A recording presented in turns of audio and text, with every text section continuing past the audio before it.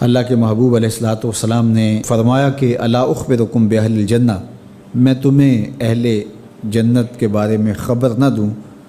تو پھر ارشاد فرمایا الضعفاء المظلومون، جو مسلمان کمزور ہیں، ظلم و ستم سہتے ہیں، تو آقا کریم نے فرمایا کہ وہ اہل جنت ہیں۔ چونکہ بہت سارے گناہ کا کفارہ ان پر ہونے والے ظلم بن جاتے ہیں۔ اہل ایمان کو دنیا میں جو تکلیفیں پہنچتی ہیں تو ان تکلیفوں کے بدلے میں ان کو اجر دیا جاتا ہے، حتیٰ کہ جو اہل ایمان کے پاؤں میں کانٹا بھی چبھتا ہے اللہ اس کی بھی ان کو جزا عطا کرتا ہے۔ اور ایک حدیث پاک میں آتا ہے کہ اہل بلا کو جو قیامت کے دن اجر و صلہ عطا کیا جائے گا تو لوگ آرزو کریں گے کاش کہ ہماری کھال اور ہمارا جسم لوہے کی کینچیوں سے کاٹ دیا گیا ہوتا، تو آج جو صلہ اس کا حشر کے روز دیا جا رہا ہے۔ تو حالات میں بعض اوقات اس طرح کی صورت بن جاتی ہے کہ یا آپ ظالم بنیں یا آپ مظلوم بنیں، تو اس وقت مظلوم بننے کو اختیار کر لیجئے گا، ظالم کبھی بھی نہ بنیے گا، چونکہ ظالم کا ٹھکانہ آتش دوزخ ہے اور مظلوم کی جگہ اللہ کی جنت ہے۔ پھر فرمایا الا اخبرکم بخیارکم، میں تمہیں خبر نہ دوں جو تم میں سب سے زیادہ بہتر ہیں؟ تو پھر جھولیاں پھیل گئیں، تو فرمایا تم میں سے سب سے اچھے وہ ہیں کہ جو اچھے اخلاق کے حامل ہیں، جن کا خلق اچھا ہے، جن کے رویے خوبصورت ہیں۔ اور پھر آقا کریم علیہ السلام نے فرمایا الا انبئکم بشرارکم، میں تم میں سے جو شریر ترین لوگ ہیں ان کی خبر دوں، السرسارون المتشدقون المتفہقون، یہ وہ لوگ ہیں کہ جب مجلس ہو رہی ہو تو سب لوگوں کو برابر بولنے کا حق ہوتا ہے، اور کچھ لوگ تکبر کی وجہ سے بولتے ہی رہتے ہیں اور وہ سمجھتے ہیں کہ بس مجھے ہی حق ہے بولنے کا،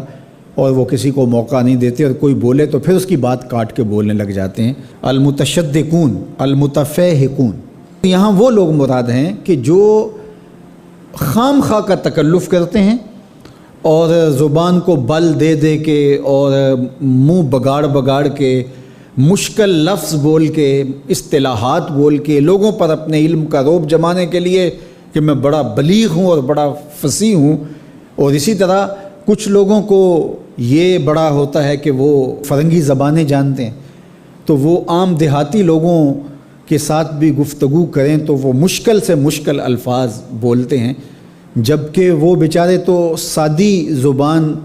سمجھنے سے بھی قاصر ہوتے ہیں۔ تو یہ کوئی دانش مندی نہیں ہوتی کہ آپ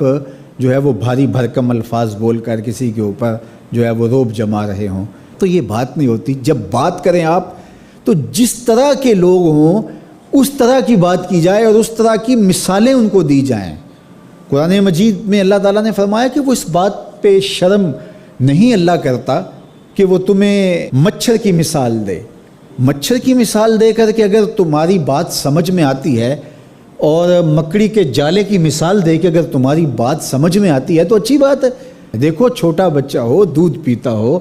تو اس کو یخنی تو نہیں پلائی جاتی، اس کا معدہ خراب کرنا ہے، وہ برداشت نہیں کر سکتا، اس کو وہ دیا جائے جو وہ برداشت کر سکتا ہے۔ اس لیے آپ کے مخاطبین کس طرح کے ہیں؟ کلموا الناس علی قدر عقولہم لا علی عقولکم، میرے اور آپ کے آقا و مولا نے فرمایا جب بات کرو تو لوگوں کے فہم کے مطابق کرو، اپنے فہم اور اپنی عقل کے مطابق نہ کرو۔ علامہ اقبال علیہ رحمہ کی شاعری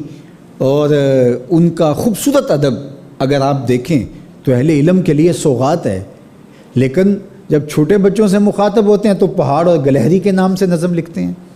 جگنو کے نام سے نظم لکھتے ہیں، اور بکری کے نام سے نظم لکھتے ہیں، تو یہ ان کے مزاج کے مطابق بات ہوتی ہے۔ تو یہ حسن ہوتا ہے، اصل فساد ہے ہی یہ ہے کہ کس سے کس طرح بات کرنی ہے۔ تو میرے اور آپ کے آقا و مولا نے فرمایا کہ یہ شریر لوگ ہوتے ہیں۔ تو اللہ تعالی ہم سب کو اس کی توفیق عطا فرمائے کہ ہم نہ تو اہل دوزخ سے ہوں اور نہ شریروں میں ہمارا شمار ہو۔